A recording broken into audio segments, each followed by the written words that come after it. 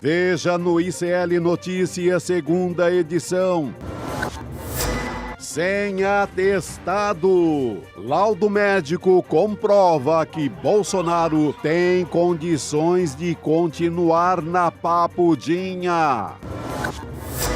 Exclusivo ICL. Ciro Nogueira é flagrado em aeroporto com empresários investigados por elo com o PCC. Mais um absurdo de Trump. Casa Branca culpa assessor por vídeo racista contra Barack e Michelle Obama. O ICL Notícias, segunda edição, está no ar.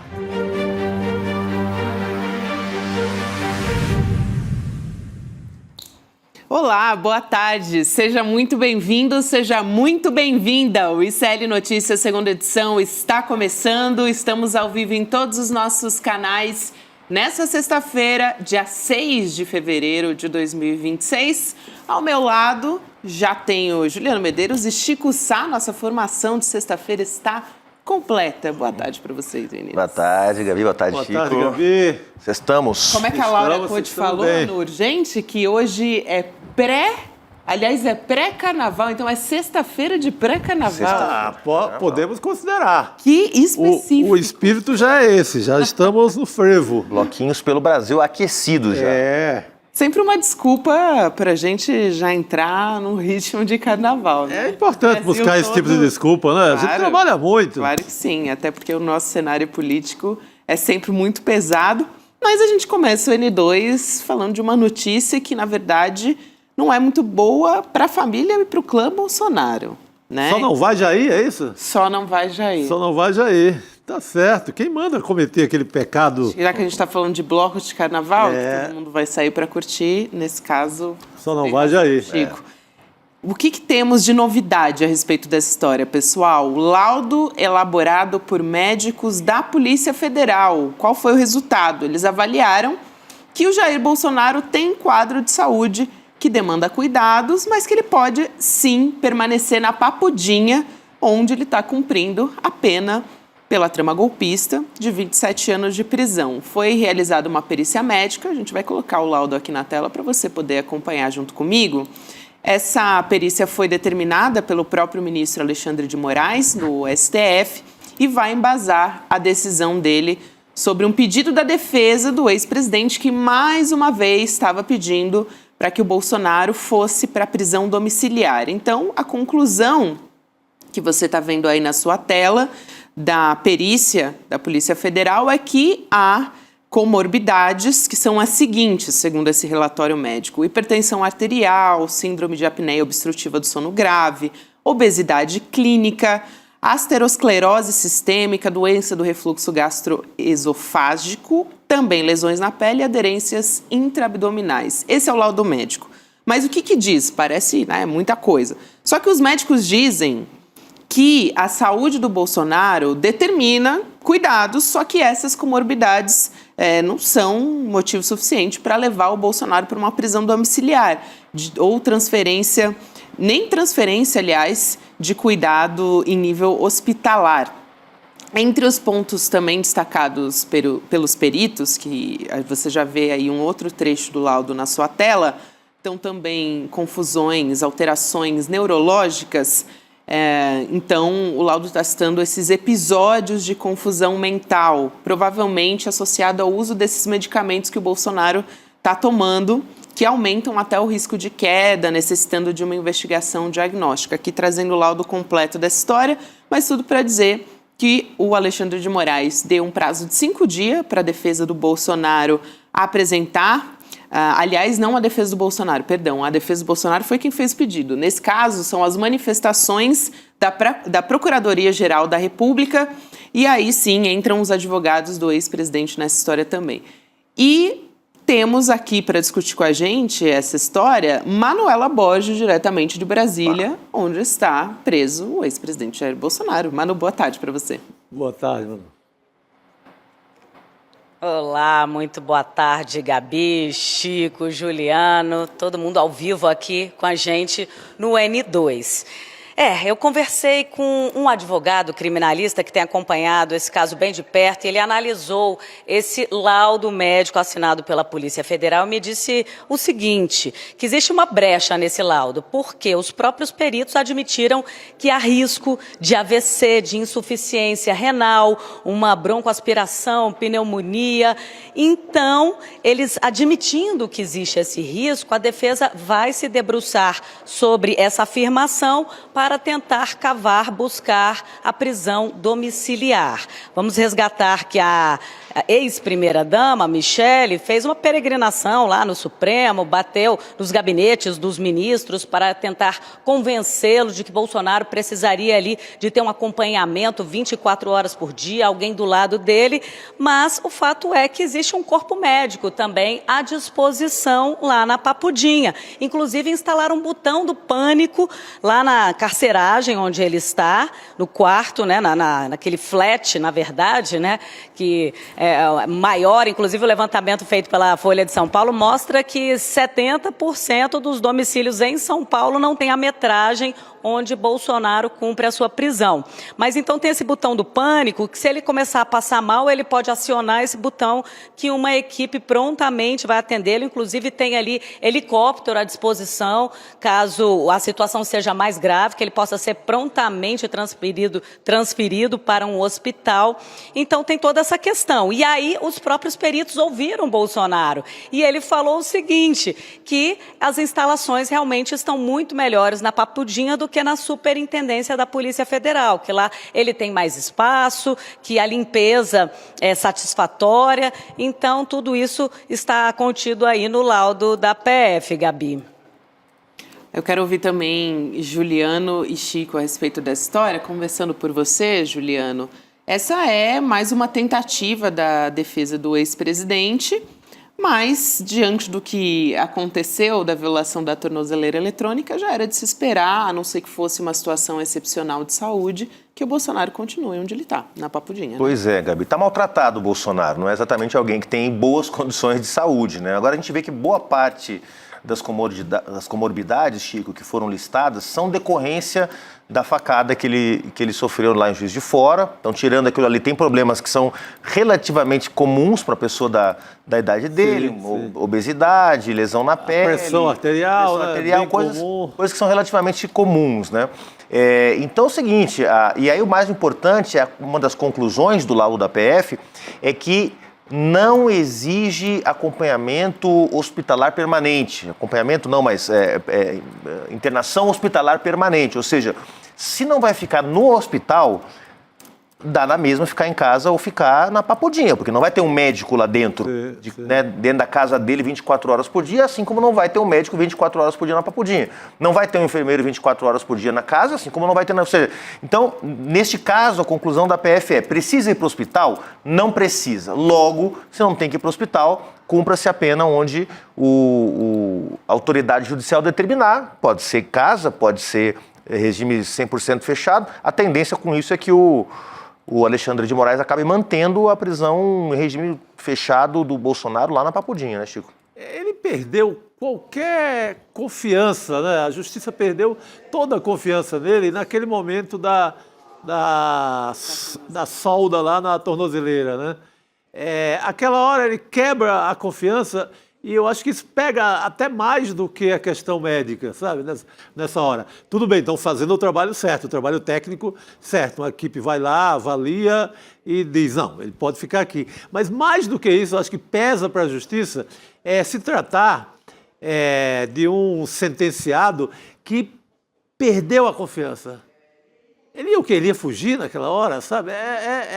É complicado deixá-lo nas condições anteriores de prisão domiciliar se ele não merece confiança alguma.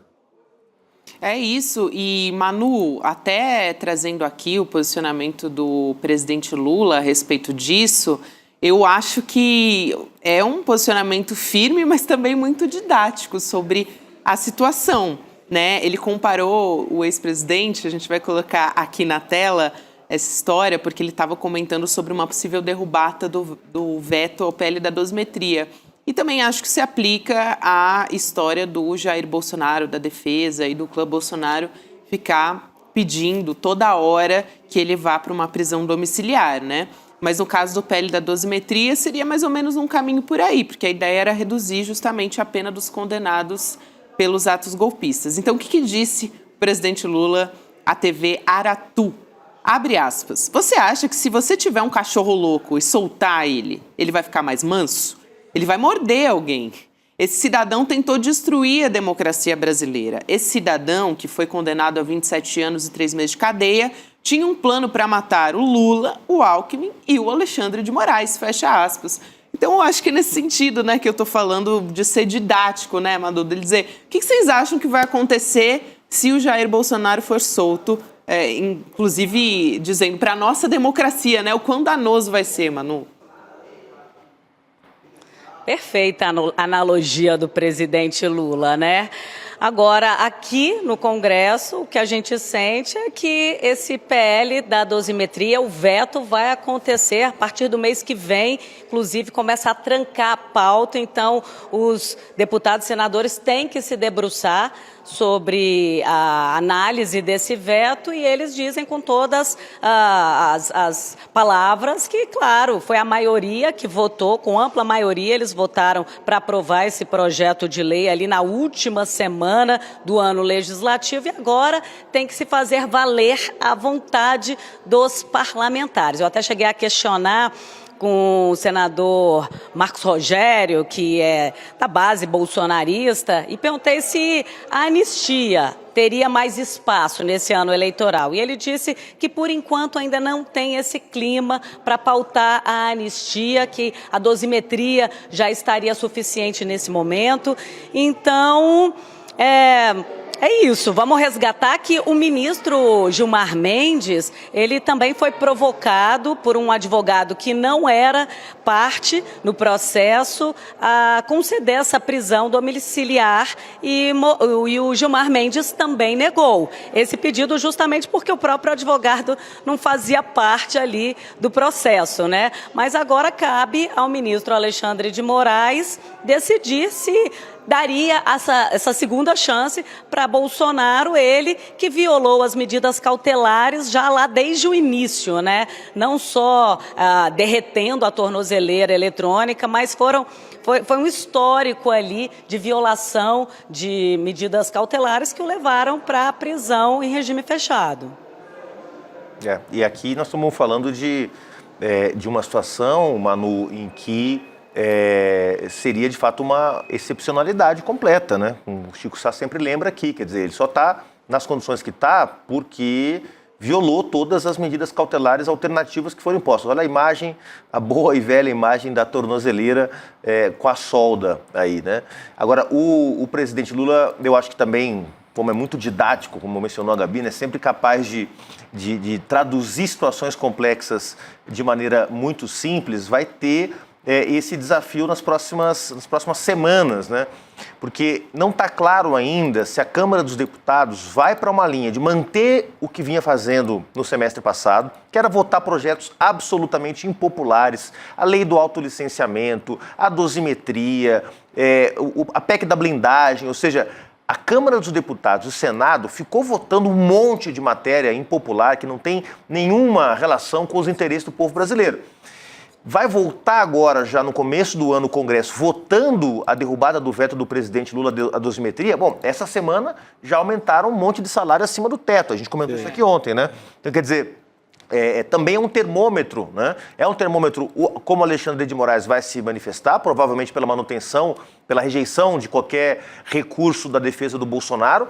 Na sequência, a votação da Câmara também, outro termômetro, da Câmara e do Senado, do Congresso, outro termômetro para saber se a toada da insensatez com a qual a Câmara dos Deputados e o Senado andaram no ano passado continua esse ano, né? Testes para o presidente Lula e para o Alexandre de Moraes, né? E aí, na sequência, a gente também vai poder ver como é que se movimentam esses atores com toda a crise que está instalada na direita, né? Aliás, Juliano, uma crise que não passa, né? Falando em crise na direita, a gente tem novidades sobre essa crise, né? Porque o governador de São Paulo, o Tarcísio de Freitas, está passando por uma série de negociações, ele é do Republicanos, e ele está passando por negociações que podem até ampliar esse atrito com os Bolsonaro. Na semana passada eles estavam de bem, né? Porque o Tarcísio manifestou aquele apoio público ao Flávio Bolsonaro, mas ele está montando a chapa à reeleição em São Paulo, a apuração que é do jornal O Globo. E essa história ela ganhou força depois das articulações que foram lideradas justamente pelo Flávio Bolsonaro, que defende que o PL tenha candidatos próprios para os governos estaduais, e isso está fortalecendo uma cobrança para que o Tarcísio migre para o PL, para a legenda do Jair Bolsonaro. Só que o Tarcísio não quer, óbvio, porque se ele for para o PL, ele pode perder aquela alcunha que foi um personagem aí da imprensa que colocou no Tarcísio, né, de bolsonarismo moderado, o bolsonarista moderado. Então, segundo ali a avaliação dos aliados, o Tarcísio teme concorrer pelo PL, porque isso colocaria nessa posição mais à extrema da direita e pode demonstrar para o eleitorado paulista dar um sinal que ele não gostaria, justamente porque ele é candidato à reeleição. E também, só para fechar essa explicação, a sigla do ex-presidente está buscando desbancar o PSD, do Gilberto Kassab, e indicar o vice também nessa corrida à reeleição. Então, o plano é o PL conseguir mais espaço nessas chapas regionais, está trabalhando para isso, né? Enquanto isso, Tarcísio quer gente mais do centro. Manu, é exatamente isso, viu, Gabi? É exatamente isso que o PL busca, esse protagonismo, dominar aí essas costuras dos partidos de direita e agora impor essa vontade para que o Tarcísio saia do Republicanos e migre para o PL, que é o partido do ex-presidente Jair Bolsonaro.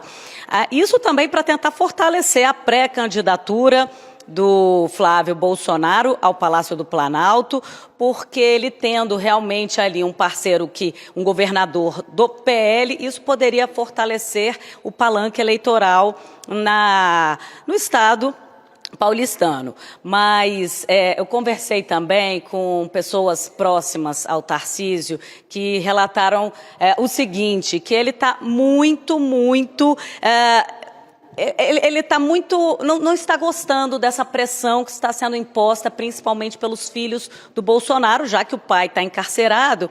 Ele tá muito insatisfeito com essa cobrança, mesmo porque até outro dia ele estava sendo ali vítima de ataques da família Bolsonaro e agora essa pressão para se ajoelhar para fazer o que a família Bolsonaro quer, justamente para chegar ali nesse extremismo dos partidos de direita, né? Ele que quer se manter ali no centro, buscar o apoio, ele que já tem esse apoio de empresários, da Faria Lima, e aí ele buscando o extremismo, ele poderia perder apoio, e o Tarcísio que agora constrói a sua marca própria no estado de São Paulo, ele que é do Rio de Janeiro, se filiou e mudou de endereço para se candidatar no estado de São Paulo, mas a avaliação é de que ele já conhece bem o estado, que ele começa a ter ali a sua marca, a sua administração, e ele não quer ficar subordinado e a vida inteira ter que está pagando continência para a família Bolsonaro, especialmente para os filhos que o atacam de forma reiterada. Agora, tem um dado que é até da campanha do Tarcísio de 2022, de que ele chegou a perder quase 500 mil votos, porque grande parte do eleitorado achava que o número dele era o 22, né? E aí o número dele de republicanos, do Partido Republicanos, era o número 10. Então eles fizeram essa contabilidade e isso é até um argumento para falar, olha, Tarcísio, migra para o PL, que seu número vai ser 22, e aí não corre o risco de o eleitorado se confundir. Mas existe uma resistência danada, e se o Tarcísio realmente bater o pé e falar, não, eu fico no Republicanos, a pressão é para que eles tenham como vice, né? Que eles consigam emplacar pelo menos o vice, tirar o atual vice-governador, que é o Felício Ramute, do PSD, e colocar o André do Prado, que é o atual presidente da Assembleia Legislativa do Estado de São Paulo. O Kassab também, que é presidente do PSD, também está nessa disputa, também está aí brigando. Então, todo mundo com um olho grande, né, no Estado de São Paulo, que tem uma economia da Argentina, por exemplo. Gabi. É isso, Manu, diga, e eu ia comentar, Manu falou da marca do Tarcísio de Freitas, está deixando uma marca, agora anunciou hoje que vai colocar os novos pedágios Free Flow no sistema Imigrantes, uma marca que está se consolidando. Tá pegando bem. Pegando também o aumento do número de mortos em confronto com a polícia, da letalidade policial. As marcas do Tarcísio estão bem firmes. Agora, todo esse imbróglio, né, Manu, Chico, Gabi, tem a ver, no fundo, com a definição de quem é quem no jogo da direita para os próximos 4 anos. A direita está percebendo que a situação do presidente Lula é de reeleição. O Flávio está fazendo um risco no chão para dizer quem está comigo e quem não está comigo, ou seja, está fazendo o que se chama de reserva de mercado, né? Está se movimentando para tentar segurar o que é o bolsonarismo raiz, que, como a gente já mencionou aqui, tem peso eleitoral, tem peso social, e fazer um risco no chão para diferenciar quem é extrema-direita mesmo, quem está com Bolsonaro mesmo, estando o genocida preso, e quem vai fazer seu próprio jogo, vai buscar construir uma alternativa, vai buscar retomar o protagonismo na direita brasileira. Então o Flávio está fazendo esse risco no chão e está dizendo para o Tarcísio, dá ou desce. Ou você está com a família Bolsonaro, então vem para o nosso partido, se ajoelha aqui, vai seguir nossas regras e nossas leis, ou você está com a velha direita, com o velho centrão, e vai ser o nosso inimigo a partir de agora. Então é uma pressão da família Bolsonaro para marcar o seu campo político, demarcar a sua posição política e impedir que outros setores da direita, mais moderados, mais pragmáticos, ocupem o terreno que o Bolsonaro vai deixando com a sua prisão, que é natural, a gente analisou isso aqui, que o Bolsonaro preso deixaria um vácuo, deixaria espaço. A movimentação de colocar o Flávio é para ocupar esse espaço, mas tem outras pessoas jogando o jogo também, né? E vai tendo uma reacomodação, é natural, né? Sim, e o governo do Tarcísio, a gestão do Tarcísio, é muito a cara do PL. O Flávio tem razão. É o cara que está destruindo a educação aqui em São Paulo. A gente tem a educação na escola com as plataformas cheias de erro de português.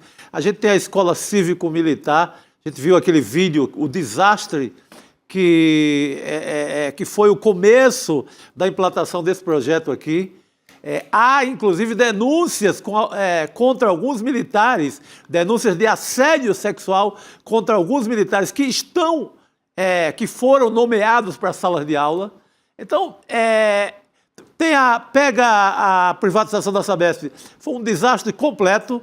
As famílias mais pobres já estão recebendo água que é barro puro, que é ali a água enlameada e pagando mais caro, ou seja, não deu certo essa privatização.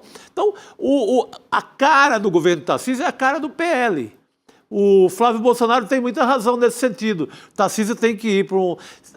Se bem que o republicano não é também, não tem uma cara melhor. Mas é mais centrão, né? É um partido que não está na mão do Bolsonaro. Não tem aquela, digamos, uma feição mais extremista. E o PL tem... O governo Tarcísio é digno do PL. Ele tem que correr para lá. É isso mesmo. E existe esse esforço justamente do Tarcísio para não ser classificado como parte, né? Mas não pegou, né? Aquela coisa que os colunistas da nossa mídia hereditária tentaram emplacar no Tarcísio, colar no Tarcísio o rótulo de bolsonarismo moderado, não colou, né? Porque em alguns momentos ele foi muito mais mão pesada do que o próprio Bolsonaro. Na questão da educação, eu acho que ele consegue ter um poder destruidor. Pergunte a qualquer professor da rede estadual de São Paulo. O poder destruidor do Tarcísio na educação de São Paulo é mais eficiente do que o do Bolsonaro na educação federal. O Tarcísio está conseguindo desmantelar o que prestava da educação aqui em São Paulo. Bolsonarismo moderado você que é um homem das letras, Chico Sá, é um osímoro. Total. É falar de fascismo democrático. Exatamente. Por exemplo, né? Então, bolsonarismo moderado não dá. Sal adocicado. Pô, não dá, né? Adocicado. Agora, a gente estava falando também do Centrão. Tem uma história importante para trazer aqui, porque essa semana a gente estava falando do MDB com uma possibilidade até de ser chamado para ser vice na chapa com o presidente Lula, né, Manu? Tem um levantamento interno do MDB que aponta um cenário que é desfavorável para o presidente Lula na correlação de forças regionais. Então, vamos trazer essa apuração que é do Pedro Venceslau, da CNN. Dos 27 diretórios MDBistas, 16 estão se posicionando contra apoiar a reeleição e 11 a favor. Então, esses números eles estão embasando o debate interno na legenda, nesse momento, justamente que tem uma ala petista que está tentando atrair o MDB para ser vice na chapa com o presidente Lula.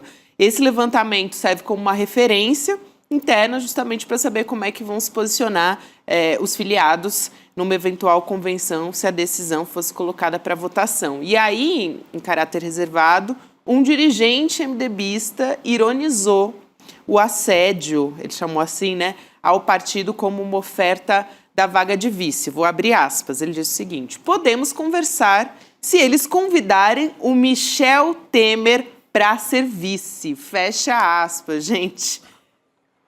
Então, vocês imaginam. E aí, só para fechar essa história, o partido, segundo a cúpula do MDB, o partido está querendo ficar neutro e liberar os líderes locais para apoiar quem quiser. Mas é um negócio que pega muito mal, né, Chico? Mas mereceu a piada. Quem era do PT que está em busca do PMDB merece ouvir essa piadinha, né? Mas o Juliano antecipou ontem aqui, não tem jogo para o PT nos diretórios do MDB. 16 contra 11, eu até achei muito voto, 11. 11, né? Eu achei que estava mais em desvantagem ainda, porque o PMDB está ali no caixa, é a turma do caixa mesmo do Centrão. É muito mais lucrativo liberar e cada um fatura no seu estado. Provavelmente essa conta engloba os 3 estados do Sul, os 4 do Sudeste, né, são 7 já, Centro-Oeste, muito dificilmente algum diretório do Centro-Oeste, onde o agronegócio jamais, é forte, apoiaria, e deve ter aí um ou outro da região norte, né? E quem manda mesmo, os baleia-rosses da vida, estão contra, então não adianta. São Paulo, o MDB de São Paulo, o MDB do Rio tinha um peso, né? Mas depois de tudo que aconteceu com o Sérgio Cabral já não tem o peso que tinha antes, né? Então a decisão passa por aqui mesmo, né, Manu? Entre a cúpula petista, um dos nomes que está sendo cotado é o do Renan Filho, que ele já faz parte do governo, ele é ministro dos Transportes, ele é filho do senador Renan Calheiros, de Alagoas. Então, esse seria um dos nomes que eles estariam aí cotando para assumir a vice. Mas aí tem um outro problema. E o que vai fazer com Alckmin, que o vice-presidente, que é ministro da Indústria e Comércio, fez grandes entregas nesse governo, e aí ele sairia para Senado? Então, ele poderia ficar descontente, ele que conseguiu aí abrir o comércio e trazer novos acordos comerciais nesse governo, importantes. Então, tem essa saia justa. Agora, o MDB é um partido estratégico, conseguiu eleger 42 deputados em 2022, 10 ou 11 senadores, se não me engano.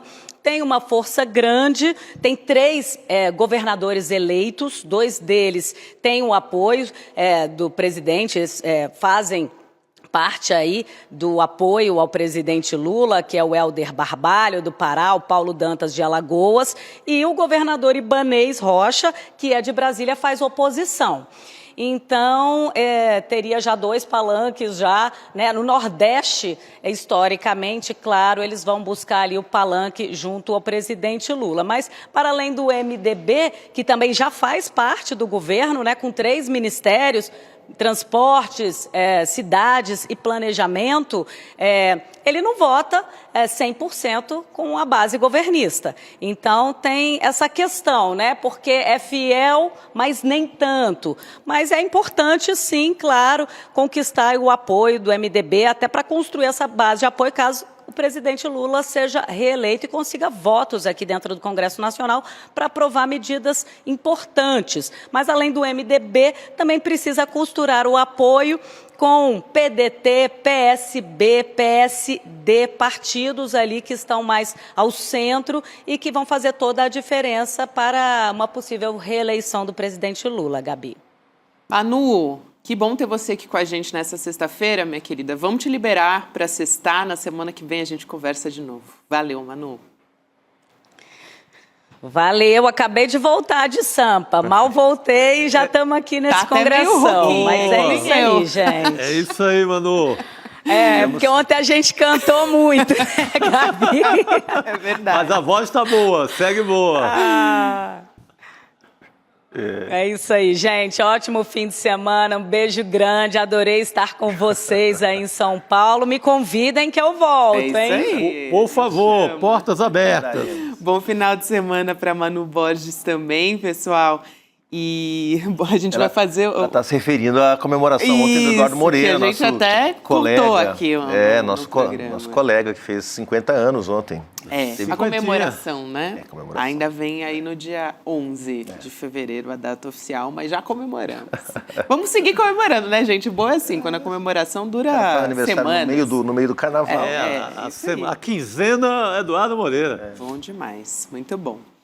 Bom, gente, a gente estava falando agora de assuntos relacionados às eleições. Eu também quero trazer aqui uma outra notícia que é bastante política. Na verdade, é uma notícia que perdura até hoje, mas é uma tragédia, até eu não gosto de usar essa palavra, né, tragédia ambiental, porque quando a tragédia ela é causada por uma empresa, ou enfim, por um outro ator, então fica difícil falar em tragédia, né? Só se for uma tragédia anunciada. Mas aconteceu entre 2018 e 2023, pela Braskem, né?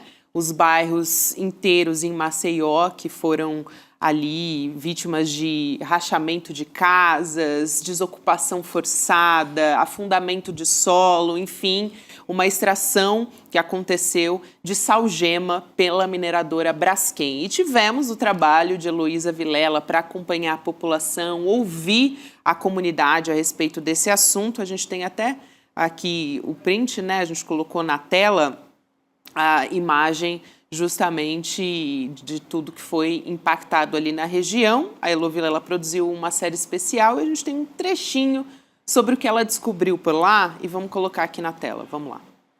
A maior petroquímica das Américas havia fundado 5 bairros de uma das mais importantes capitais turísticas brasileiras. E pior, a Braskem, causadora do desastre, virou a dona do lugar.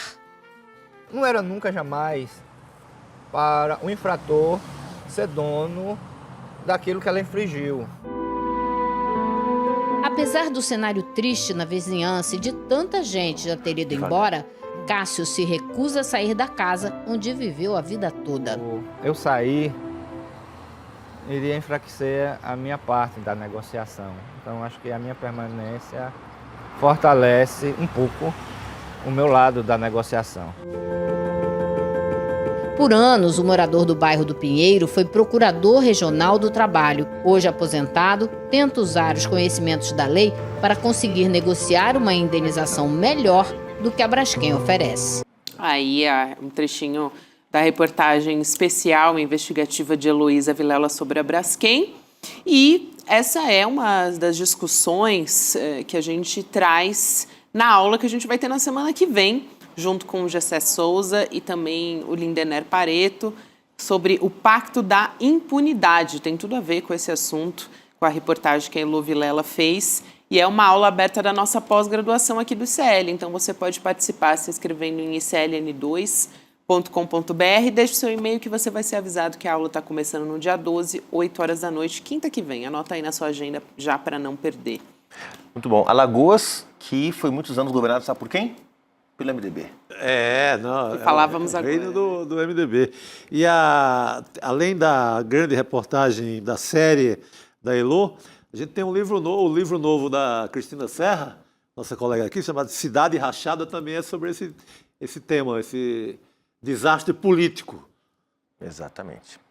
Gente, Vamos nessa, então? Vamos nessa você, né? Vocês ficam, Isso. Porque temos que receber agora o nosso grande Vai nessa, Rodrigo nesse Viana. caso, né?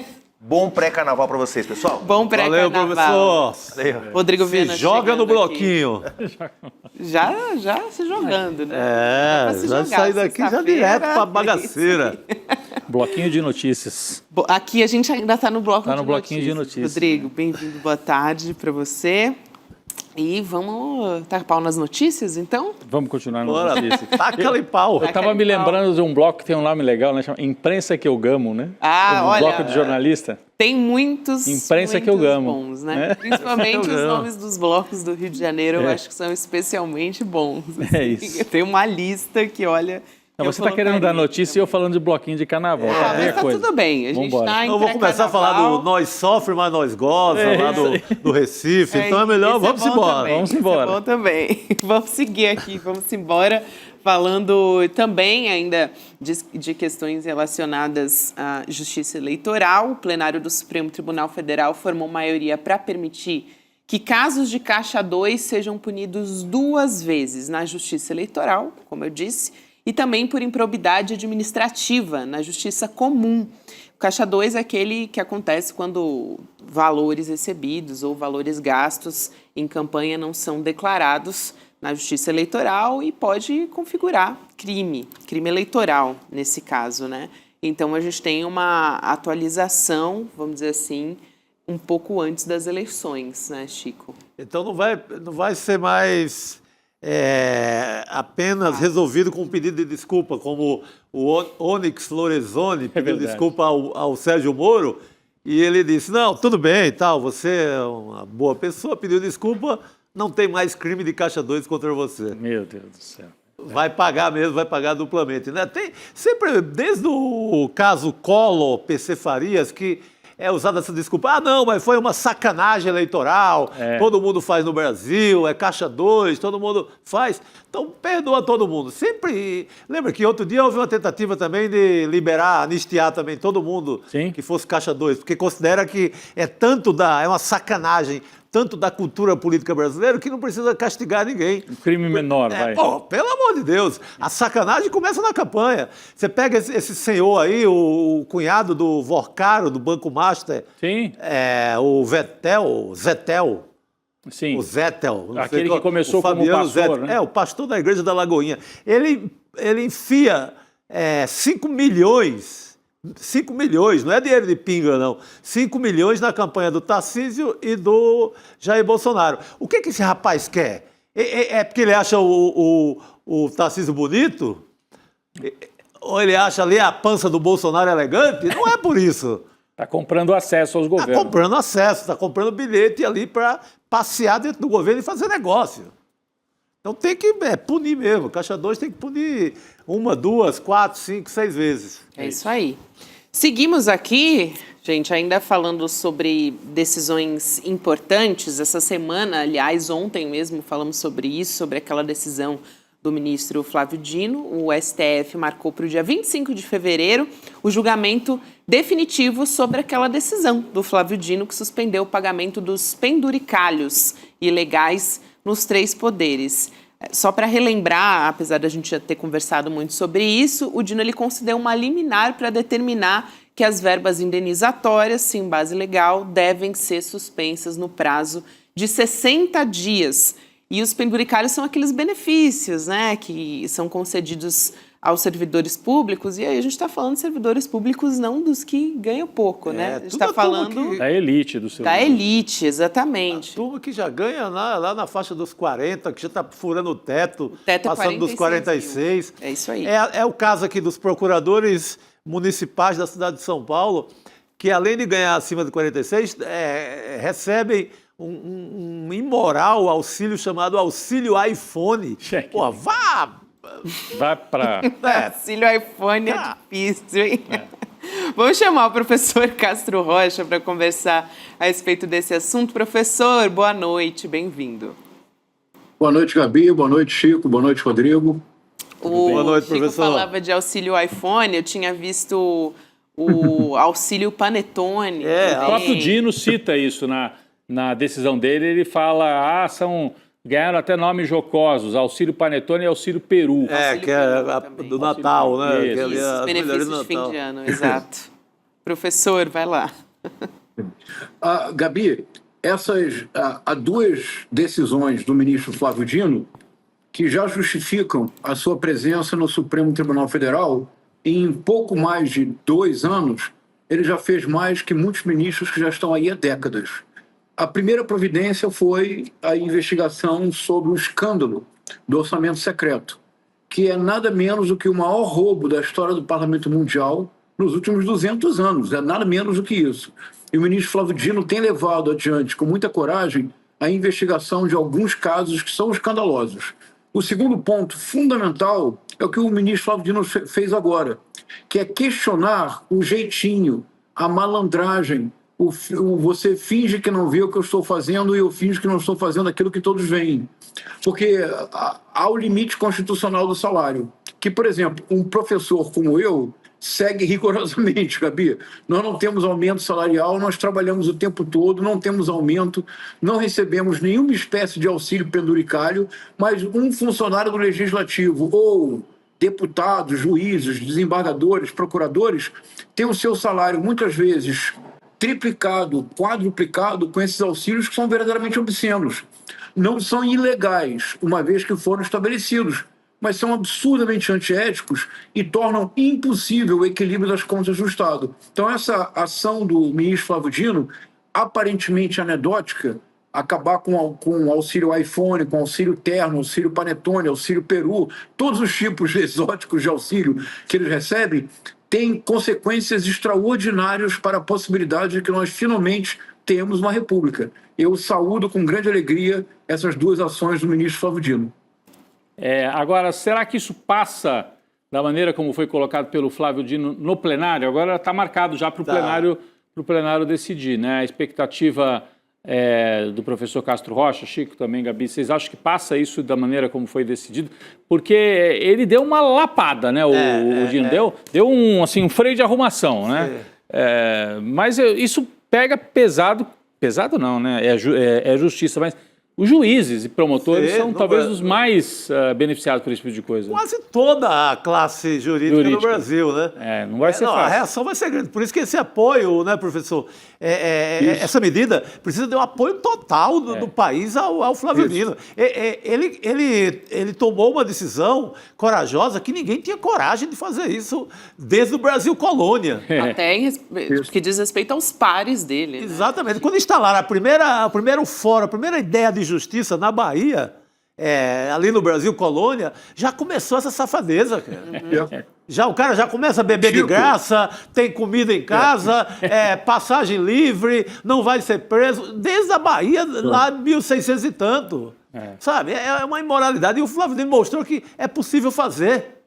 E eu acho que também tem uma questão, professor Castro Rocha. Sim. Se a gente pegar os anos passados ali do lava-jatismo, e desde o mensalão, a direita ficou com o discurso da moralidade. Bom, isso vem desde a UDN lá, de Carlos Lacerda, se quiser voltar lá para trás, né?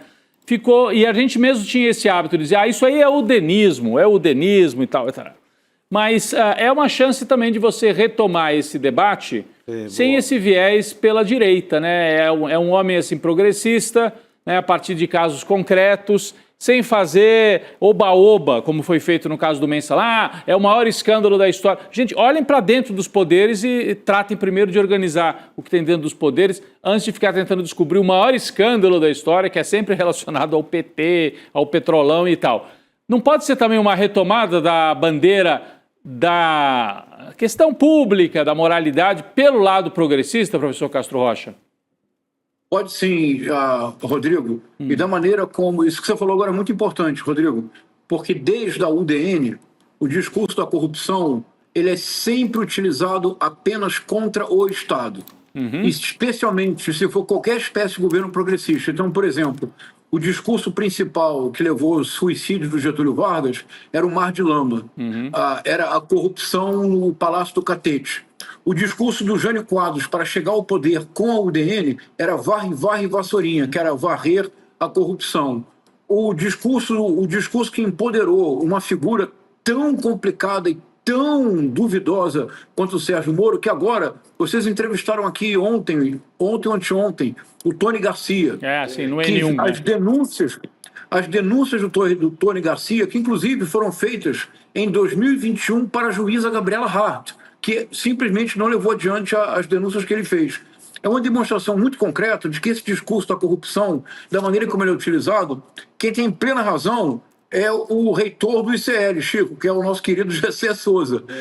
Toda vez que se usa o discurso da corrupção, ele é utilizado para criar uma imagem anti-estatal, mas nunca se menciona a corrupção dos agentes privados. E a verdadeira corrupção no Brasil, Rodrigo, Gabi, não está no Estado. Opa, tivemos uma interrupção na internet do professor, mas ele já vai voltar aqui para É o verão das tempestades. Será que o professor do ar. Está chovendo no Rio? O professor Acho que ele está no Rio de Janeiro. Sim. Aqui na região sudeste tem chovido bastante. Aliás, a última vez que a professora Ana Penido entrou foi a mesma questão, né? Foi uma tempestade. Mas a gente continua já conversando a respeito da história dos penduricalhos.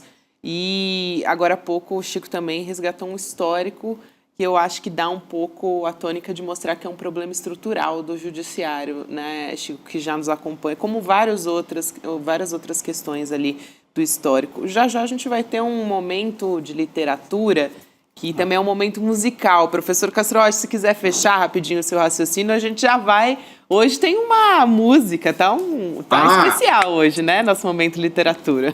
Vai lá. Rapidinho, Gabi. O Estado brasileiro foi concebido para a preservação e os privilégios das elites, em todos os seus níveis. Só houve uma instância do Estado brasileiro cuja criação não visava beneficiar a elite, mas, pelo contrário, beneficiava favorecer e proteger o trabalhador. Foi a Justiça do Trabalho. Qual foi o ramo da justiça que no Brasil, Gabi, começou a ser desmontado com o golpe de Estado de 2016, com a presença do Michel Temer na presidência e levado adiante na presença de Bolsonaro? O Justiça do Trabalho. É inacreditável, Chico. Então, todo o Estado brasileiro sempre foi montado para a preservação de privilégios. Mas vamos para a música então, Gabi, porque a música vai ser perfeita para tratar esse assunto.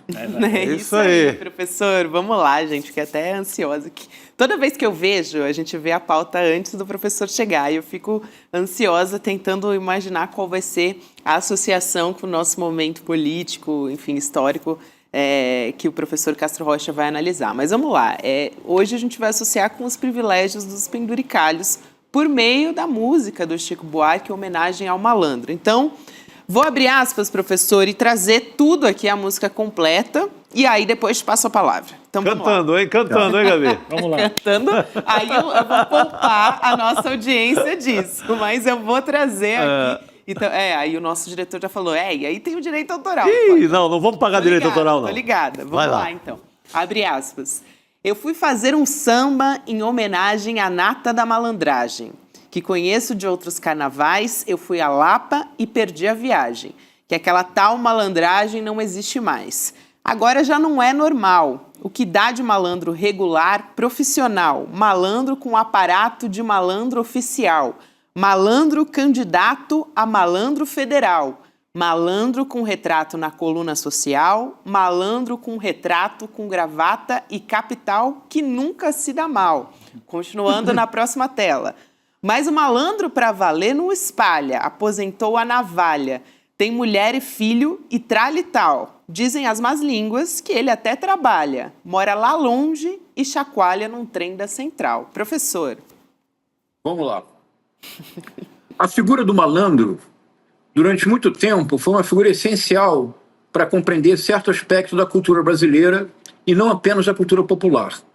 Em 1970, o mais importante crítico literário brasileiro de todos os tempos, Chico, o Antônio Cândido, escreveu um célebre ensaio, Gabi, chamado Dialética da Malandragem, em que ele fazia a interpretação de um personagem que nós já aqui tratamos dele nas nossas sextas-feiras, que é o Leonardo, de Memórias de um Sargento de Milícias.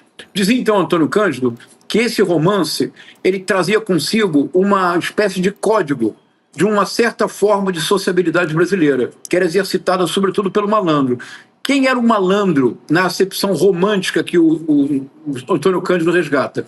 O malandro era um homem ponte, uma figura elástica que transitava da desordem para a ordem e que permitia um contato permanente entre as classes mais desfavorecidas e as classes superiores, as classes mais ricas. E o malandro era, então, essa figura que podia transitar da gafieira ao salão chique, da sinuca ao teatro municipal. E o malandro seria, então, uma figura essencial para pensar uma certa plasticidade da cultura brasileira. Essa a concepção do Antônio Cândido. E, Gabi, é bem a figura tradicional do malandro, não é? O malandro com a sua ginga, com a sua capacidade de ter vários tipos de discurso, com a sua capacidade de se inserir nos ambientes os mais diversos. Seria o malandro. Seria essa ponte entre a desordem e a ordem, entre o mundo dos mais desfavorecidos e o mundo dos mais ricos.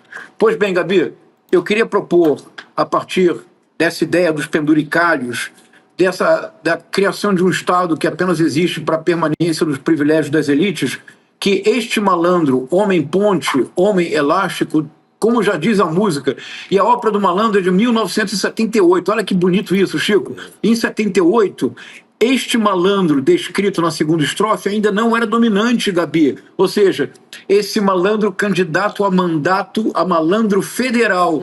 Hoje, ele é malandro federal, ele é senador malandro, ele é deputado malandro.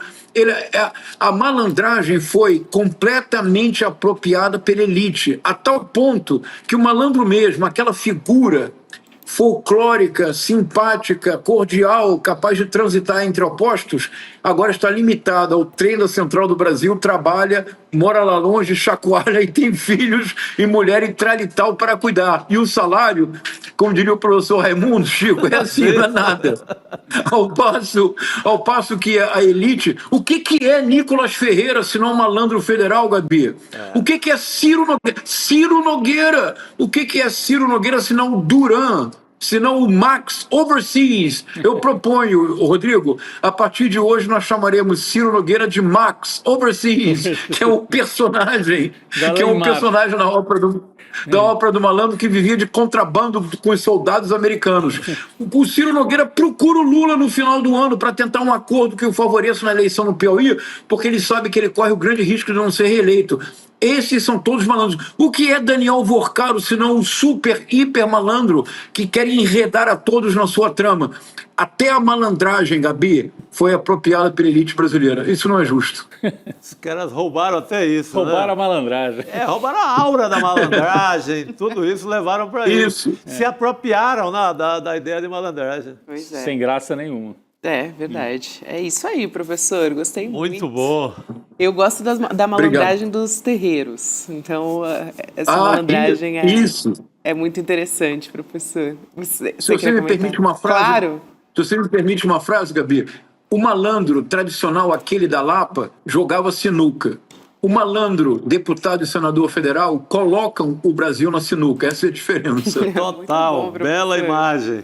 Maravilha, professor. É isso aí. Salve a malandragem. Valeu, professor. Até a próxima. Obrigado, pessoal. Bom fim de semana. Boa noite, obrigado, professor. Salve a malandragem no sentido, né, dos terreiros, da espiritual, gente. Exatamente. Só para deixar claro aqui para quem não conhece. Mas vamos seguir aqui, falando sobre política, para trazer uma reportagem exclusiva. Foi um furo do ICL Notícias. Vamos voltar para Brasília para conversar com a Alice Maciel a respeito desse assunto. Alice, bom ter você com a gente. Bem-vinda. Bem-vinda. Boa noite, Gabi. Boa noite, Rodrigo. Boa noite, Chico, e a todos que estão nos assistindo. Alice, vou trazer aqui um pouco, rapidamente, tá, o contexto desse furo de reportagem que você traz, até para te passar a palavra e você poder explicar melhor para a gente. Mas a Alice, junto com o nosso repórter, o Flávio VM Costa, eles dois receberam uma homenagem que flagra o senador Ciro Nogueira. Uma imagem. É uma imagem, o que eu disse? Homenagem. Eu disse uma homenagem? Olha o ato falho aí, gente. Sexta-feira, né? Homenagem ao bom trabalho deles. Uma homenagem ao trabalho, Alice. Obrigada por me salvar. Eu nem percebi, gente. Assim, quando o ato é falho, a gente só segue falando. Mas então, uma imagem, Alice e Flávio VM Costa receberam, flagrando o senador Ciro Nogueira, do PP, no aeroporto, com o Haran Santiago, Girão Sampaio, e também com o Danilo Coelho de Souza, os empresários que são investigados pela Operação Carbono Oculto. Você vai se lembrar, a ação que investiga a relação dos empresários desse ramo de combustíveis com o PCC. Então, a imagem estava aqui na tela até agora, aliás, mostra o senador, né, Ciro Nogueira, bem de frente nessa de frente foto. para o crime. Ele percebeu, acho que está sendo fotografado, ele até ri para a câmera. Pois é. E a Alice vai poder explicar muito bem que, aliás, é um histórico de reportagem do ICL Notícias, trazendo em primeira mão esse elo, justamente, né, Alice, que não é de hoje, essa conexão com essa operação que traz a relação com o crime organizado. Exatamente, Gabi. Primeiro falar dessa foto, né? Ela foi tirada no aeroporto de Brasília na noite de ontem, onde o senador está com esses dois empresários investigados e, de acordo com a informação da nossa fonte, eles estariam embarcando para Teresina, né, a cidade aí do senador Ciro Nogueira. E esses dois empresários, o Alan e o Danilo, eles são investigados na Operação Carbono Oculto, que foi batizada de Operação Carbono Oculto 86, que é um desdobramento dessa grande operação que começou em São Paulo. E essa 86, ela é uma operação da Polícia Civil do Piauí. E nós já temos realmente acompanhado, desde o ano passado, essa operação, dando várias informações relevantes. E uma delas é de que o senador, o Aran, a gente teve acesso a documentos do COAF que mostram que o Aran, um desses empresários que foi flagrado aí com o senador Ciro Nogueira, transferiu R$230 mil para o compadre, ex-assessor do senador Ciro Nogueira. Então, a gente mostrou aí, ao longo desses últimos meses, várias conexões entre o senador e esse grupo liderado aí pelo Aran e o Danilo, que, de acordo com a Polícia Civil do Piauí, são empresários que tinham postos de combustíveis que abasteciam também o esquema do PCC.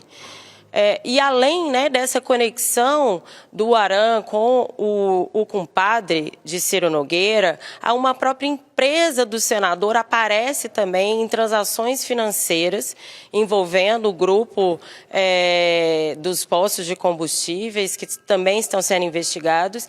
E o irmão do senador uma empresa do irmão do senador dividiu o endereço também com o posto de combustível do Aran e do Danilo. Então, a gente mostra aí, são várias conexões, e ontem eles estiveram juntos aqui no aeroporto de Brasília. Assim, o Ciro Nogueira tem várias complicações aí, né, para se explicar, né? Esse caso que você está narrando, né, da Operação Carbono lá no Piauí, envolvendo justamente esses dois personagens, né, e que se aproxima do Ciro Nogueira através desse compadre dele e tal, que recebeu dinheiro dessa turma também. Mas o Ciro Nogueira está enrolado em outras investigações. A gente já tinha trazido antes o episódio do piloto, né?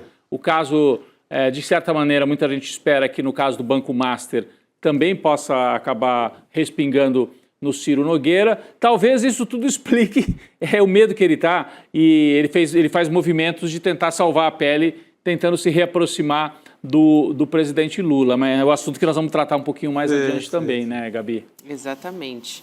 Aliás, aqui, só reforçar o posicionamento, né, ao ICL Notícias, vamos dizer assim, o outro lado dessa história, né, Alice?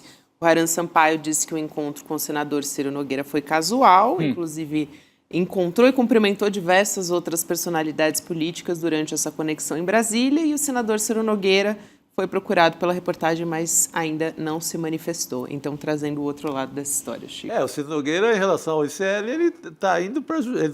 Foi para a Justiça, tentou calar o ICL, a reportagem do ICL, mas perdeu. A Justiça deu ganho de causa no caso do aos piloto, repórteres. né? É isso. No caso do piloto. No caso do piloto Matosinhos. Exatamente. Alice.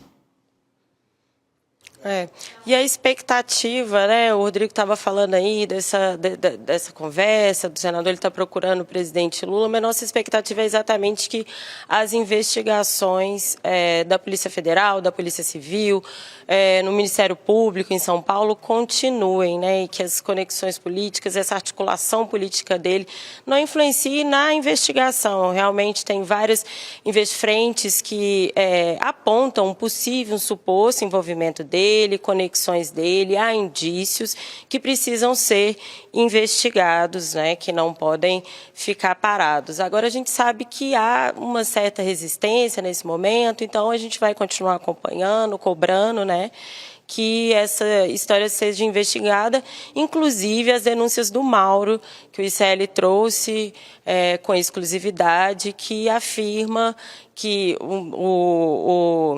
a dupla, né, o Beto Louco e o primo, também ligados a esse esquema do PCC, teriam entregado uma mala de dinheiro para o senador, conforme o Mauro teria ouvido, né? Isso que ele relatou, ele levou tudo que ouviu para a Polícia Federal, então a nossa expectativa é de que essas informações todas sejam investigadas.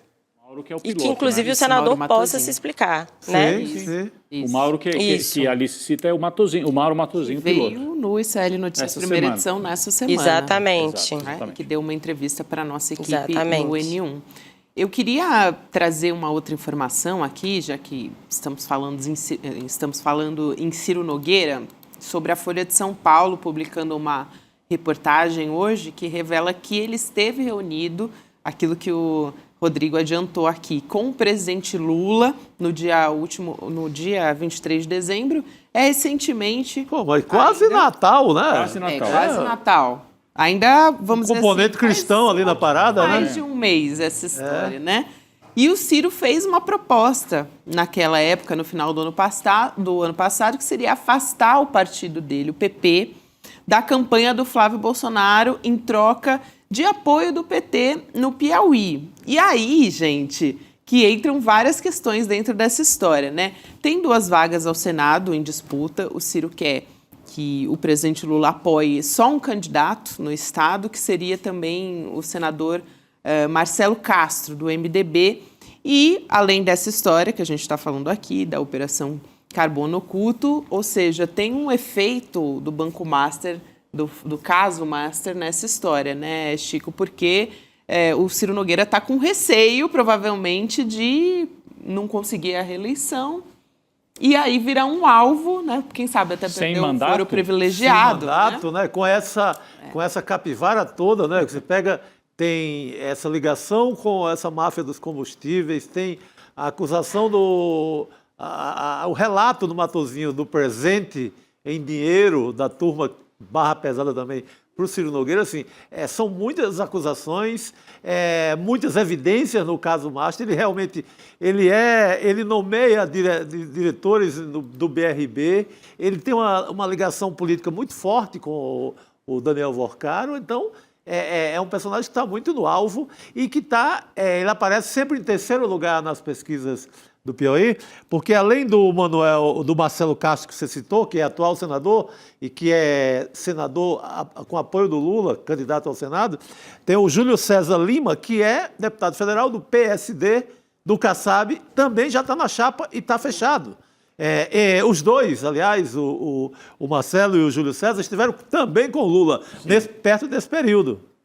O Ciro Nogueira passa lá um pouquinho depois da dupla já carimbada como a dupla de Lula ao Senado pelo Piauí. Agora, o que ele oferece... Lula e o Kassab. Desculpa, Chico. O que ele oferece para o Lula, né, é o seguinte: o Partido Progressistas, se o Lula der essa molezinha lá pro Ciro, lá no Piauí, e só apoiar um candidato, deixando a outra vaga pro Ciro... Tiro do Kassab, tiro do Kassab. Em troca, o que o Ciro Nogueira oferece? O PP não apoiaria o Flávio Bolsonaro, ficaria neutro. Isso. Né? O que é uma tremenda vantagem para o Lula, porque o PP não iria para a coligação com o Flávio Bolsonaro no no primeiro turno. Resta saber se o Lula vai embarcar. O PP já vai se esbagaçar mesmo entre Lula. O PP racha naturalmente ao longo da história, é igual o PMDB. Sim. Então, acho que o Lula não ganha nada com isso. É melhor fazer os 2 senadores, deixar o Ciro Nogueira, que vive em refeições na Faria Lima toda semana, e marchar com os 2. Eu acho. Faz com o Kassab. Já fazer aliança com o PP, faz com o Kassab. Provavelmente. Alice. E esse é bem o espírito do Centrão, né, gente? Tava Ciro com os Bolsonaro, agora corre para o presidente Lula. Esse grupo que sempre quer estar do lado do poder, e realmente ele corre o risco, né, de perder a reeleição no Piauí e ainda perder o foro privilegiado, além de perder o mandato. Ele é um político forte aqui em Brasília, também perder o mandato, né, o foro privilegiado, e ficar sem cargo, caso o Lula ganhe ano que vem também, né, a possibilidade de ele não ganhar um ministério. Então, é um ato de desespero também procurar um presidente para tentar fechar essa aliança nesse momento. Lembrando que o Ciro Nogueira, o Chico falou aqui, teve pelo menos 2 vezes, e o ICL, numa delas, trouxe a gravação aqui, com exclusividade em meados do ano passado, anunciando que o governo Lula tinha acabado. Ele é o porta-voz disso. Ele disse que sangrar, né? Que tinha que sangrar. É melhor nem derrubar o Lula agora, deixa ele ir até o final, que o Lula está derrotado, dizia o Ciro Nogueira em junho, por aí, do ano passado.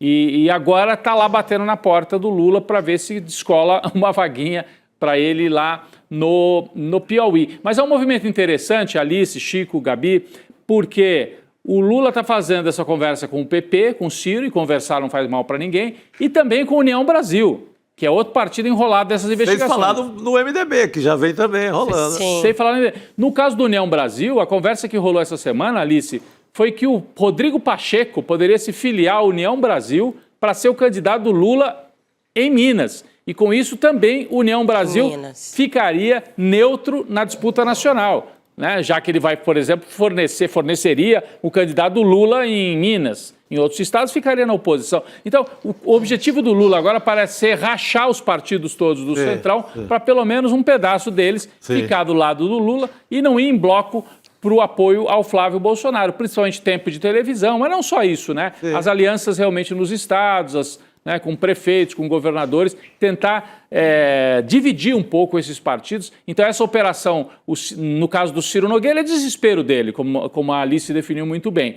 Mas tem um cálculo também eleitoral do Lula de que vale a pena conversar e tentar rachar esses partidos para a eleição de outubro. Sim, e lembrando que o caso do União Brasil, que é comandado pelo Antônio Rueda, que está na mesma posição de Ciro Nogueira. Ele não tem cargo, né? Ele não tem mandato, mas também está sendo investigado. Bom, não se sabe se está sendo investigado, mas também está sendo apontado em ligações com o caso do Master, com o caso dos combustíveis. Também já trouxemos uma série de informações aí que conecta ele a essas histórias. Então, também é uma aproximação que tem esse viés, esse interesse também, porque também é alvo de tá aí rodando as mesmas histórias, os mesmos casos do Ciro Nogueira, né? Então nós estamos ainda no meio da montagem desses palanques, né? Então, nós estamos assistindo tudo isso ainda. E ao mesmo tempo, vários fios do Banco Master estão sendo puxados, né, Rodrigo? Exato. Os palanques estão sendo formados e novos desdobramentos do caso Master aparecem. E aí eles têm que recalcular toda a rota, muitas vezes. O caso Master e a investigação Carbono Oculto, com seus desdobramentos aí no Piauí específicos, mas de uma maneira geral, são 2 assombrações aí que vêm junto com a eleição de 2026. Né? Em muitos estados, os políticos estão sendo assombrados por essas investigações. Né? Tem gente que está tendo muito pesadelo em Brasília com as 2 operações. Isso. E são casos que se conectam, né, gente? São histórias que se cruzam em várias, tanto em personagens, como em empresas, fundos de investimentos, fintechs. É verdade. Acho que ainda tem muito a ser revelado aí, a entender onde que elas se cruzam, né, com as conexões desses 2 casos. Isso aí. Alice, muito bom ter você aqui com a gente. Alice Maciel, nossa repórter investigativa diretamente de Brasília. Bom final de semana, Alice. Obrigado. Abração, gente. Um ótimo final de semana para vocês. Obrigada. Até a próxima. Boa noite, querida.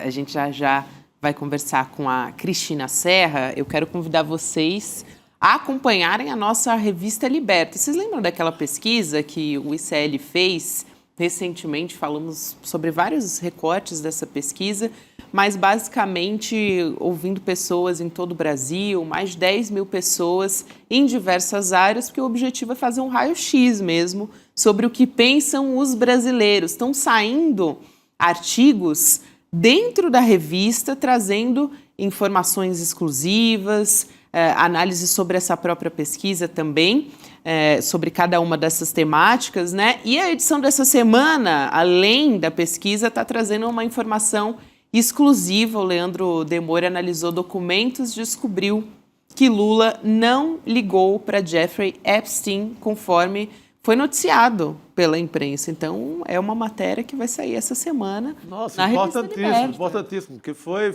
tentaram fazer um auê em torno disso, desse falso telefonema, no período que o Lula está preso em Curitiba. Já sabia que ele não tinha acesso ao telefone na cela, mas sabe que notícia contra Lula é fácil se plantar.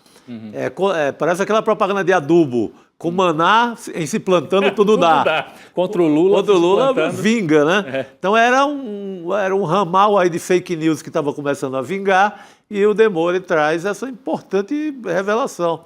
Eu quero ler também. Vai lá em icl.com.br/revista para você conseguir acessar. A assinatura é bastante acessível também. Acho que é uma das revistas mais acessíveis do país. Aliás, se não for a mais acessível hoje para ter acesso às nossas análises também no papel. Aquela coisa, eu acho tão prazeroso. Saúde, Chico Sá.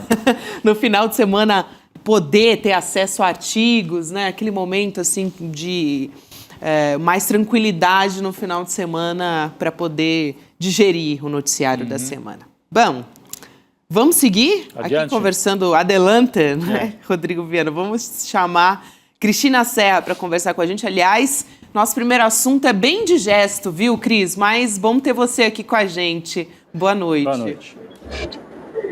Boa noite, Gabi, Rodrigo e Chico. Poxa, bota indigesto nisso, né, Gabi? Nossa, nem fala. Não sei se vocês viram essa notícia do Donald Trump postando em rede social um vídeo com uma montagem racista que representa Barack e Michelle Obama como macacos. É isso mesmo que vocês estão acompanhando. A gente tem aqui um print até dessa postagem.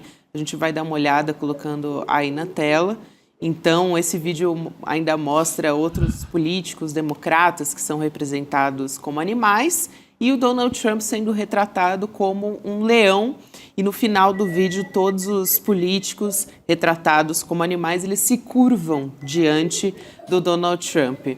E também essa publicação está repetindo acusações sem provas de que uma fabricante de urnas eletrônicas lá dos Estados Unidos ajudou a fraudar as eleições, a votação de 2020. A Casa Branca disse para a agência AFP que a postagem foi feita por engano por um membro da equipe e já foi removida. Só que o posicionamento da Casa Branca contradiz a justificativa da secretária de imprensa de governo. E não tem justificativa para isso, né, gente? Mas ela disse que o vídeo é um meme da internet, que mostra como o presidente Trump é o rei da selva, os democratas são personagens, como se fosse aquela história do Rei Leão. Vamos assistir ao trecho dessa fala. Aliás, a gente não tem o trecho dessa fala, foi justamente essa justificativa que eu trouxe aqui, que ela disse que é um meme da internet, que não é nada demais, né? Tentou passar um pano ali, sendo que é injustificável isso, Cris.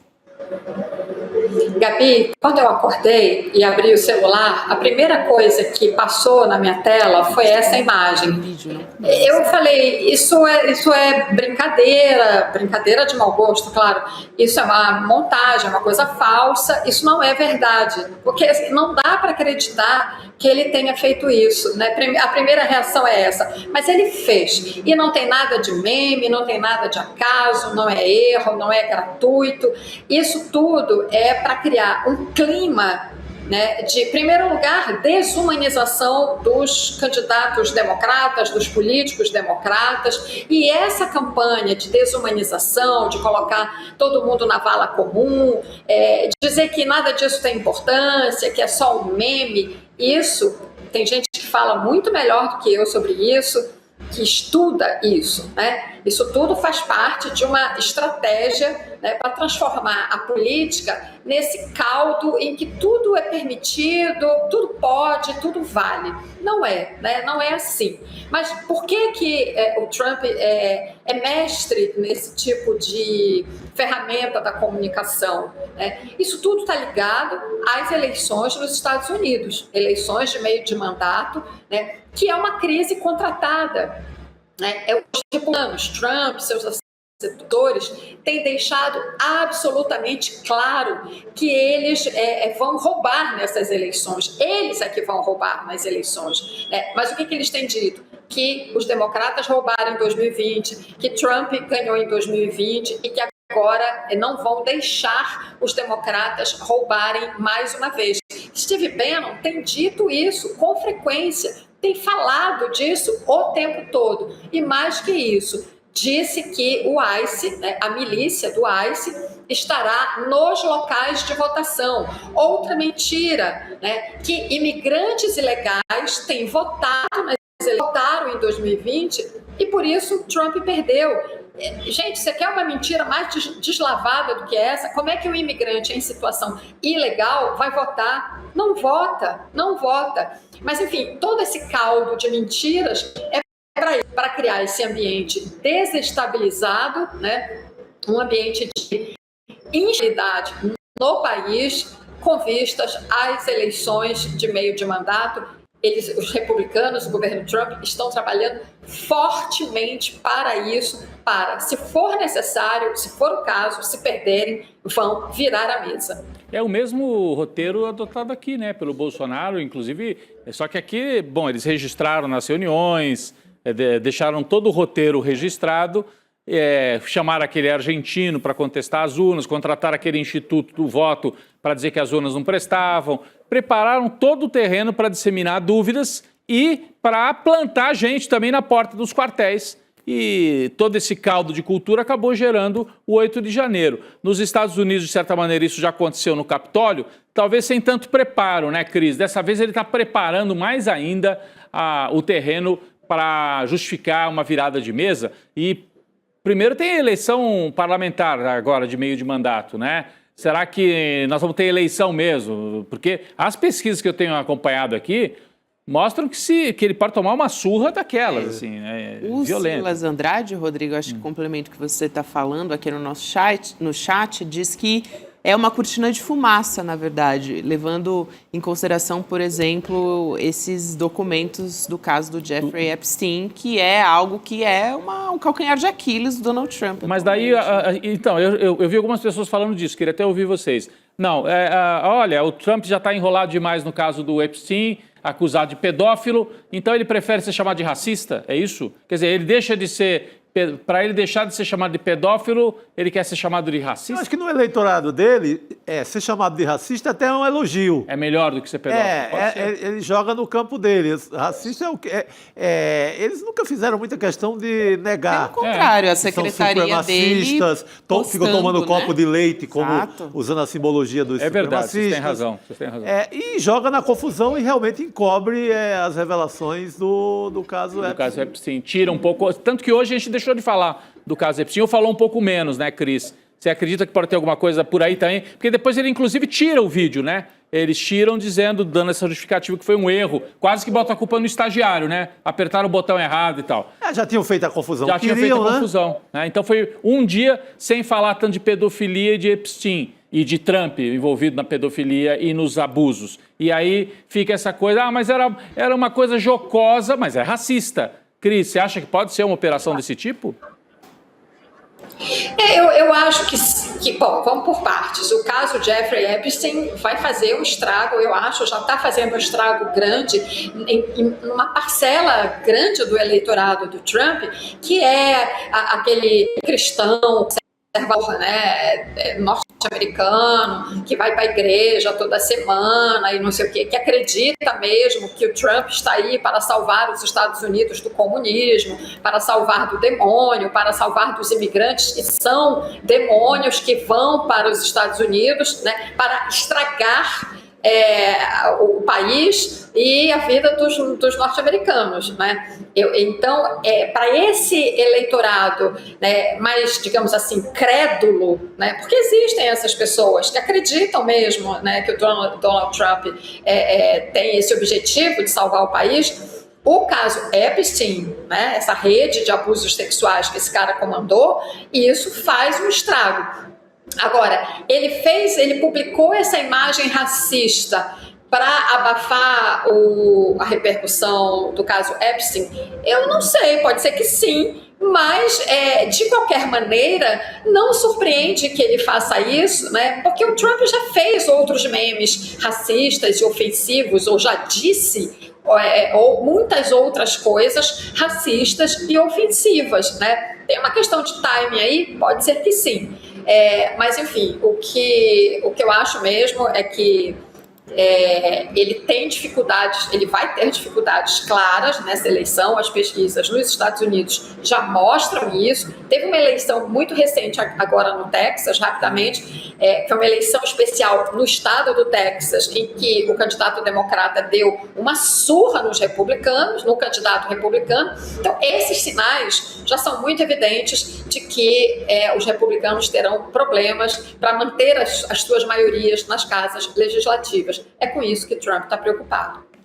É isso. Cris, importante aqui essa sua colocação também. A gente vai continuar acompanhando todos esses desmandos no entorno do governo Donald Trump. Muito obrigada. Até semana que vem, querida. Obrigado, Cris. Obrigada, pessoal. Bom fim de semana. Boa noite, querida.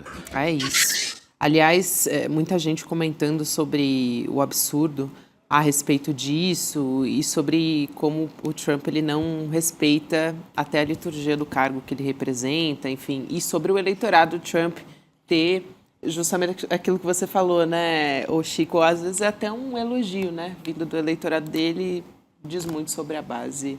O Ricardo aqui, nosso editor, lembrando que o Trump, ele sempre diz que há racismo nos Estados Unidos contra os brancos. É o racismo reverso, né? Então, um grande defensor do racismo reverso. Essa figura. Não pode fazer uma brincadeira? Não pode, isso é racismo, mas ele, esse é o discurso deles. Né? Agora, isso é um racismo mais do que descarado, né? Parte da postagem aí do Donald Trump, explícito. No popular é o famoso arrombado, né? Esse é um arrombado? É um arrombado, né? Vamos no popular definir essa criatura aí, porque eu não aguento mais. O prensa, vocês ouviram o pi que veio depois, né? É um arromba. Pi. Se tivesse prensadão, né, pegando os recortes do programa na sexta-feira, é isso, com certeza. Aliás, Chico Sá já é sucesso de prensadão, né, nas nossas redes sociais. Velho prensadão. Mas né? Sou amigo lá, eu compro um espaço lá no prensadão. Toda semana, né, Chico? Gente, mas assunto sério ainda aqui nesse N2, muito rapidamente, porque depois a gente ainda tem o CineCL nessa sexta-feira, mas o ministro Alexandre de Moraes determinou que o governo do estado do Rio de Janeiro deve enviar em 15 dias todas as imagens e gravações da mega operação nos complexos da Penha e do Alemão, a operação mais letal da história do Rio de Janeiro, que aconteceu no final de outubro e deixou mais de 120 mortos. Segundo a decisão, esse material deve ser encaminhado para a Polícia Federal, que vai ficar responsável pela perícia técnica e elaboração do laudo depois de assistir todos esses documentos. E a medida quer esclarecer as irregularidades dessa operação, verificar o cumprimento das determinações até do STF. Na decisão, o Alexandre de Moraes também determinou que o MP do Rio de Janeiro tem que esclarecer a atuação nessa mega operação também. Então, continuamos aí numa insistência do STF para ter respostas sobre esse caso. O Alexandre de Moraes, na época, foi até o Rio, lembra? Pediu a apuração, pediu as imagens. Até agora não entregaram, impressionante. Você acha que tem, nessa altura? Não tem mais nada. A gente vai continuar acompanhando essa história, que logo deve ter novidades também. E comprometido CineCL, né? O assunto hoje tem a ver com o título da Supercopa. Opa, né? Agora que eu vi. Porque o filme, o documentário... Democracia em preto e branco. Nossa, é maravilhoso esse... Pedro Asbeg. Pedro Asbeg, exatamente. Esse documentário é sensacional. Vamos assistir um trechinho, Por Chico? favor. Depois quero ouvir seu comentário sobre isso também. Vamos lá. Olá, este é o Cine Liberta, um espaço para te ajudar a descobrir os filmes que estão disponíveis no nosso acervo. Na plataforma do ICL, nós temos mais de 200 documentários brasileiros e internacionais disponíveis para os nossos assinantes. O filme de hoje é Democracia em Preto e Branco, um filme brasileiro que trata sobre futebol, política e rock and roll. Durante a década de 80, o Brasil ainda estava vivendo sob uma ditadura militar. Alguns jogadores do Corinthians começaram uma nova forma de gerenciar o time, usando o sistema eleitoral para tomar suas decisões. Ao mesmo tempo, o Brasil começava a lutar pelas diretas já. O filme é narrado por Rita Lee e tem depoimentos de jogadores que lideraram a democracia corintiana, como o Dr. Sócrates e o centroavante Walter Casagrande. Várias outras personalidades também participam, como o na época sindicalista Luiz Inácio Lula da Silva, o músico Frejá e os jornalistas Juca Kfouri e Marcelo Rubens Paiva, entre muitos outros. Fica por aqui, porque após a exibição eu vou conversar com o diretor, produtor e roteirista do filme, o Pedro Asbeg. Boa sessão. Que legal. Pô, sensacional, belo filme. Ele não cita, mas é tão importante quanto os citados, o Vladimir, Sim. jogador. Ele é, na verdade, o Vladimir que forma o Sócrates e o Casagrande. Porque o Vladimir já era ligado a sindicatos atletas, era mais politizado. Quem faz a cabeça do doutor, do Sócrates, é o Vladimir. Essa é uma boa história da democracia corintiana. Muito boa. Excelente. Muito boa mesmo. A gente vai acompanhar logo depois do N2. Você ia comentar? Não, é só falar desse trio, né? Vladimir, Casagrande e Sócrates, que foram os líderes da democracia corintiana. E eu aprendi a gostar de futebol muito também nessa época. Então, eu tinha durante muito tempo foto dos dois. Essa experiência é única no mundo, porque... Opa! Olha só! Essa também é uma aqui. experiência única. Experiência única, o que é isso? Vamos ganhar um bolo assim? Eita ferro. Bolo com jurubeba? Será que combina? Pra quem não entendeu, gente, por que temos um bolo com uma vela com o número 3 em cima, é porque estamos completando aqui 3 anos de N2. Meu então, Deus do céu, que gente. Maravilha. Parabéns para nós. Então vamos mandar um beijo N2. para Roberta e o Calejão, que começaram Verdade. no ICL2. Chico Pinheiro também, que passou por Chico aqui. Pinheiro, Calejão, Roberta. Eu cheguei ali nos primeiros momentos também. Chico. E toda a Que equipe, bacana. toda a nossa equipe que ajuda a fazer, o pessoal da técnica, o pessoal da edição, da produção, que também faz É uma o N2. grande equipe. É uma que grande faz Vai N2 vento, aqui. vai vento. Só, aliás, quem trouxe pra gente o bolo é o Rafa Aloy, né? Então também que faz parte aqui da nossa equipe. Eu vou conceder as honras de Chico Sá para soprar a velhinha de 3 anos, porque você foi o primeiro a chegar nessa de nós bancada. 3 é o mais antigo. Ó, jurubeba Vida desse longa, bolo. né? Isso. Oh, meu Deus. Agora eu... Ih, Rodrigo, vai dar pros Voltou, 3. vai mandar para todo mundo. Bom. Pronto, já está devidamente... Ih, gente, não vai. Porque a essa vela é mágica. N2, Nossa chama não se Não se apaga. apaga jamais. Isso Não se aqui apaga jamais. vai permanecer aqui assim. Vamos nessa, pessoal. Obrigada especialmente a você da nossa audiência que nos acompanha diariamente aqui no N2 e que nos faz companhia, que façam cada vez mais vida longa ao Vida N2. longa. Vamos abrir a jurubeba, que eu já Pô, sei. jurubeba com chocolate. Com chocolate. Maravilhoso. Tô louco Sensacional. pra comer um pedaço aí. E ó, é para carnaval, hein, gente? Juízo pra vocês, mas nem tanto. Até semana que vem. Viva o carnaval! Viva! E viva joga o aí. N2. Viva É o isso. N2 também. É isso aí. A elite brasileira nunca foi punida pelos seus crimes. Tanto no período colonial quanto no Império, os senhores de escravos eram a lei. Na República, os coronéis eram a lei. Na ditadura, os empresários que financiaram a repressão faziam a lei. Hoje, os grandes empresários, a elite do judiciário e a elite política fazem as leis. Mudam os nomes, mas o pacto da impunidade é sempre o mesmo. Na história do Brasil, parece que tudo muda para que tudo fique no mesmo lugar. No dia 12 de fevereiro, às 20 horas, eu e o professor Gessé Souza vamos dar uma aula inaugural aberta e gratuita. E o tema será o Pacto da Impunidade, porque as elites nunca pagam pelos seus crimes. Vamos revelar como funciona a blindagem dos poderosos. Será uma chance de você conhecer melhor a nossa pós-graduação.